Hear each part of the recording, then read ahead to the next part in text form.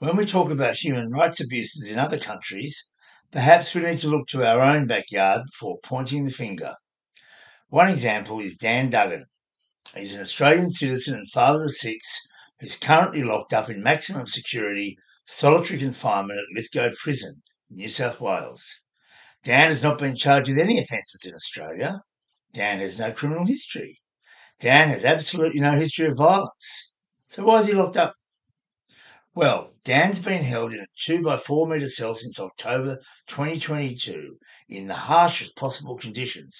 This is solely due to an extradition request from the United States government, a request that's based on 11-year-old allegations. But as you'll see, none of these allegations stack up, and Dan strenuously denies all the charges. Dan Duggan is a former US Marine pilot who moved to Australia more than 20 years ago. The US Department of Justice and the Federal Bureau of Investigation, the FBI, have alleged that he trained Chinese military pilots at a private South African flying school on a short contract way back in 2011-2012 without permission from the US government. This is where it gets strange. None of the other British, Australian or South African pilot trainers who worked with Dan at the time have been charged with anything. The flying school itself says it's been cleared by the FBI and that it's never used any training materials that aren't publicly available. Get this, Dan has never been interviewed by any US or Australian police to give his side of the story. So what's really going on? Dan says he was hired by the flying schools to train civilian pilots, like many other flying schools all over the world, including in Australia.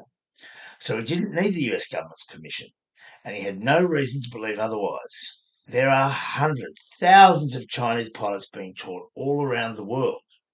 Doesn't really stack up, does it? The core allegation from the US government that Dan has trained pilots without a licence only carries a maximum 5-year sentence and has a statute of limitations of 5 years. That means they had to make the charge within 5 years of an alleged offence. And that's why his US accusers did not issue the indictment until the last minute, where it sat sealed until 2022.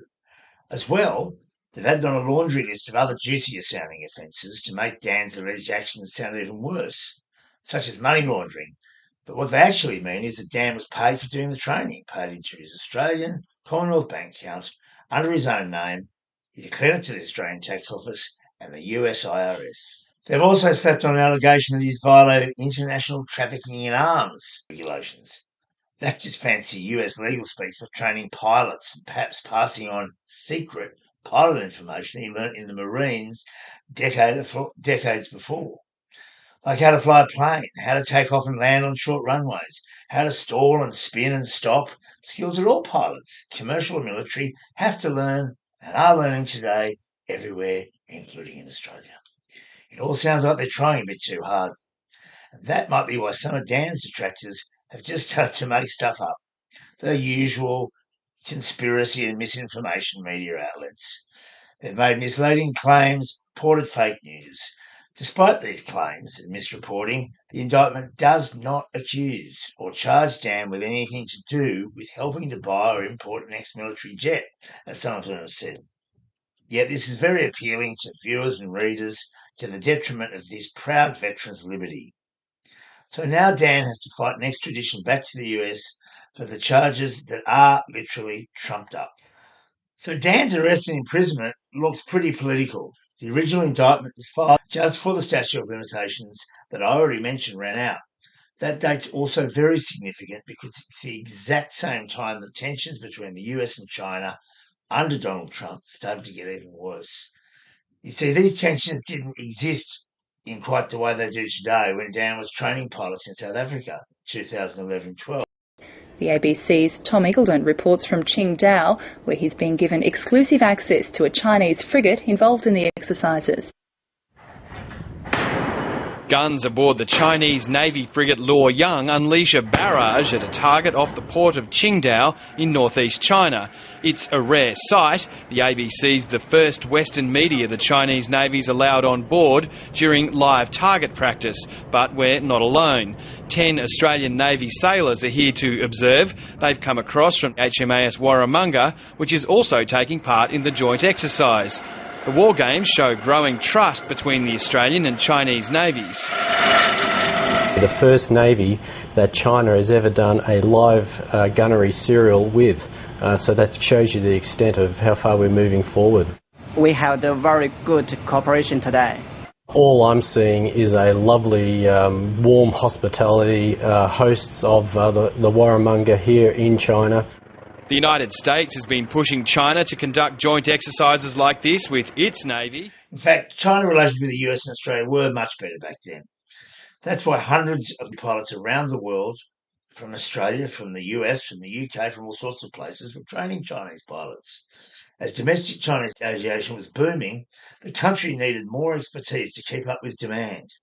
Air safety is not just for the West, and we have a vested interest in Chinese aeroplanes flying and not crashing because we travel on them. Then unexpectedly, in October 2022, Dan was arrested in a supermarket car park in the country town of Orange in New South Wales, Australia. He just dropped the kids off at school and was delivering a cake to the local school fete. You couldn't make it up. It was only then that the forgotten indictment made a reappearance. It was unsealed just before the AUKUS military agreement between Australia, the US and the UK was signed by Australia. Does this seem like a coincidence to you? The indictment includes a number of so-called co-conspirators. These are other people who the indictment says have committed what appears to be more serious crimes than Dan. Yet none of these unknown people have ever been charged with these crimes. Dan maintains his innocence. So now Dan is still being held in maximum security, fighting this unjust extradition request. But in order for someone to be extradited from Australia, the charges against them must meet certain tests. The first test is that the offences must be classified under dual criminality. That means they must be against the law in Australia as well as the US. And yet the alleged actions referred to in the indictment against Dan are not a crime in Australia, according to legal experts. These include Australian National University Professor of International Law, Donald Rothwell. Another test for extradition is that any prosecution cannot be politically motivated. This reeks of politics. It's interesting that Dan was working over there in that 2010-2012 period. Suddenly in 2017, the US changed their emphasis on China. They start referring to China as the strategic threat, and all of a sudden there's this indictment. It's not coincidental that the charges were filed against Dan, as the growing bias in Western security agencies against China is well known, as is the fact that none of the so-called co-conspirators have been charged. So why is Dan being left to hang out to dry? Looks like he's a scapegoat. He's being made an example of. Dan was I call it a Jedi Knight, cream of the crop, hands down, highly respected, highly regarded, very proficient military jet pilot. My initial inclination is that Dan is innocent. He's a good man of character, a loyal citizen, pilot, patriot, who's simply trying to make a living doing what he likes to do, flying airplanes. You didn't operate the school. You didn't start the school, didn't manage the school. It's not his job as an instructor to vet the students. The last hurdle is that the Australian court needs to be satisfied that Dan won't be sent anywhere with worse conditions and his life won't be at risk. Anybody who knows anything about US prisons will be a little bit wary of this.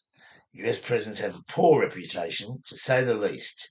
It's not beyond the realms of possibility that some fanatic could threaten his life.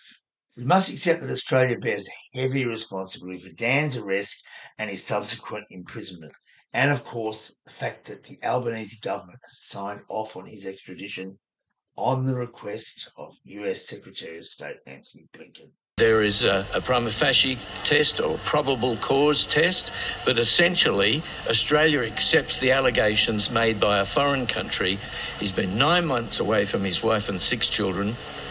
He has no risk of flight and he should be granted bail. Dan Duggan is extremely proud of his service as a US Marine. He's also extremely proud to now be an Australian citizen with a beautiful Australian family and many Australian friends.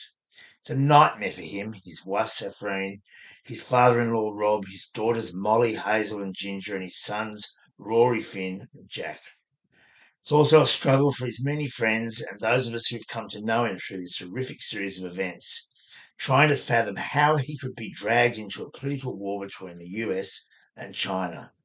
Now it seems, due to our new and very expensive AUKUS ties, we are an Australia that is happy to surrender our citizens and our sovereignty to the United States. We are happy to lock up an Australian citizen in his own country who has no Australian charges against him, who has no history of violence, who is not a flight risk. He just wants to be with his family. It was bureaucrats in the Attorney General's Department that gave Attorney General Mark Dreyfus the advice to sign off on Dan Duggan's extradition to the United States. The question is, who's briefing them? And in whose interest did they make this recommendation for extradition? Certainly not in Dan Duggan's interest, certainly not in his family's interest, and certainly not in the interest of other Australians, many of whom may potentially face similar risks. It's certainly not in the interest of Australian sovereignty. Our legal system should not and should never be used by a foreign power. Attorney General Mark Dreyfus signed off on the extradition, and he's got the power to stop it.